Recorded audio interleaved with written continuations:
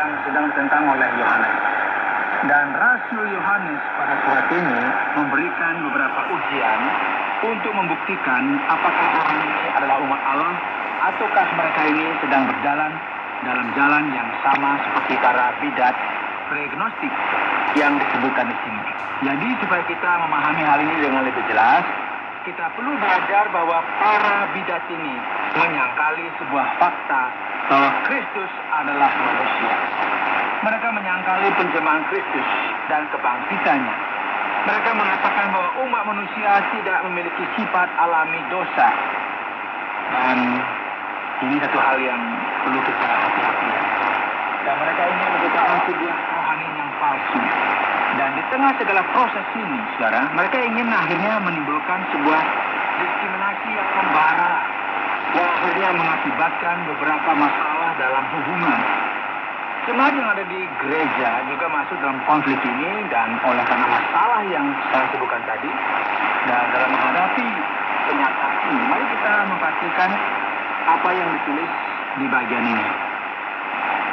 Apa yang telah ada sejak semula, yang telah kami dengar, yang telah kami lihat dengan mata kami, yang telah kami saksikan, dan yang telah kami raba dengan tangan kami tentang firman hidup, itulah yang kami tuliskan kepadamu. Kita sedang memperhatikan tanggal yang sudah sangat kuno di sini. Mudah sekali bagi para bidat ini untuk muncul dan berkata, lihatlah, sebenarnya Kristus nggak pernah menjelma menjadi manusia, atau nggak pernah dibangkitkan. Dia hanya sebuah ilusi yang fantastis. Dia hanya roh yang menampakkan diri. Nah, jadi Yohanes dalam otoritas kerasulan berkata, tidak seperti itu. Hentikan ini segera, karena bukan seperti ini yang terjadi. Yang mulai berbicara dengan otoritas yang ia miliki dan kemudian menggunakan ungkap ini, apa yang telah ada sejak semula. Ya, sangat mungkin bahwa ini merupakan sebuah referensi mengenai sejak kejadian Adam dan atau itu juga merupakan awal dari karya Kristus dalam dunia ini. Jadi sang anak telah menjelma menjadi manusia. Yohanes berkata, yang telah kami lihat dengan mata kami, yang telah kami saksikan, dan yang telah kami raba dengan tangan kami. Yohanes berkata, semua ini sudah terkonfirmasi. Sebenarnya semua ini benar adanya dan sudah dibuktikan. Kami telah melihatnya dan aku adalah saksi dari semua ini. Ya, kita tidak berbicara mengenai seorang yang berpikir bahwa ia melihat sesuatu. Tidak. Kita telah melihatnya dan kita sekarang juga berbicara mengenai firman hidup yang ada di sini. Kita merupakan referensi langsung dari Tuhan kita, Yesus Kristus. Hidup itu telah dinyatakan dan kami telah melihatnya, dan sekarang kami bersaksi dan memberitakan kepada kamu tentang hidup kekal yang ada bersama-sama dengan Bapa dan yang telah dinyatakan kepada kami. Apa yang telah kami lihat dan yang telah kami dengar itu kami beritakan kepada kamu juga, supaya kamu pun beroleh persekutuan dengan kami. Dan persekutuan kami adalah persekutuan dengan Bapa dan dengan anaknya Yesus Kristus. Dan semuanya ini kami tuliskan kepadamu supaya sukacita kami menjadi sempurna. Saudaraku, seringkali kita berbicara tentang masalah-masalah pribadi kita, dari kita yang mau mengalami pil pahit untuk meredakan sakit kita. Namun kita nggak mau menyingkirkan masalah tersebut untuk selamanya. Kita berpikir, yuk kita coba untuk menyingkirkan konflik dan semua akan baik-baik saja. Mari kita mendalam pil dan semuanya akan baik-baik saja. Namun sebenarnya masalah utama yang terjadi di sini berasal dari apa, saudara? Hal-hal rohani. Dan inilah mengapa kita nggak boleh meremehkan teologi, doktrin, dan pengetahuan tentang firman Tuhan. Karena kesehatan rohani kita juga tergantung dari semuanya ini. Semua ini bukan merupakan sebuah masalah yang terpisah. Semua ini berkaitan dengan Allah itu sendiri dan karya Yesus Kristus bagi hidup kita. Kita perlu memahami bahwa masalah yang terjadi dalam hubungan kita dengan orang lain sebenarnya juga berkaitan dengan masalah rohani.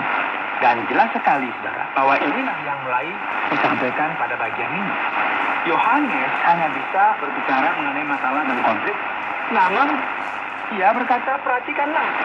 Sebelum kalian bisa menyingkirkan semua masalah tersebut, kita perlu memperbaiki teologi kita. memperbaiki doktrin kita. Semua orang yang ada di luar sana membuat sebuah masalah dalam hubungan. Dan konflik yang sebenarnya disebabkan oleh karena khotbah terhadap hal-hal yang salah. Yesus sepenuhnya ilahi, dan dia juga merupakan manusia pada saat yang bersamaan. Kami adalah saksi, dan semua ini kami sampaikan kepadamu supaya sukacita kami menjadi penuh. Aku menyampaikan ini supaya hubungan kita baik, supaya kita menjadi saudara dan saudari dalam Kristus yang hidup sesuai dengan kebenaran Injil. Dan saudara, perhatikan Yohanes kemudian menuliskan, dan inilah berita yang berkuasa karena segala sesuatu yang telah dibuktikan oleh kebangkitan Kristus, yang telah kami dengar dari Dia dan yang kami sampaikan kepada kamu. Allah adalah terang, dan di dalam Dia sama sekali tidak ada kegelapan. Jika kita katakan bahwa kita beroleh persekutuan dengan Dia, namun kita hidup di dalam kegelapan, kita berdusta dan kita tidak melakukan kebenaran. Tetapi jika kita hidup di dalam terang, sama seperti Dia ada di dalam terang, maka kita beroleh persekutuan seorang dengan yang lain. Dan darah Yesus anaknya itu menyucikan kita daripada segala dosa. Saudara, Allah itu terang. Dan terang yang dimasukkan di sini adalah mengenai kekudusannya, kesuciannya, dan juga wahyu dari kebenarannya. Ketika terang itu menerangi suatu tempat, segala sesuatu jelas terlihat sebagaimana adanya. Kita tahu jelas bahwa banyak orang menolak untuk mengenakan pakaian yang cerah atau pakaian putih karena mudah sekali kita melihat sesuatu kotor yang menempel. Benar ya? Istilah terang di sini memberikan sebuah ungkapan, gagasan terkait dengan kebenaran yang perlu dilihat dan diperhatikan oleh setiap orang. Dan para bidadari negara sedang berpaling dari terang ini. Mereka ada dalam kegelapan. Dan ketika seseorang jauh dari terang, mereka mulai menimbulkan masalah dan memiliki konflik yang semakin parah dengan orang lain. Dan jauh di lubuk hati mereka, mereka memiliki masalah teologi dan masalah rohani.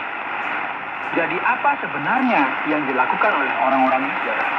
Orang-orang yang memiliki masalah kerohanian yang serius, mereka banyak bicara. Omon-omon orang bilang ya. Oleh karena itu,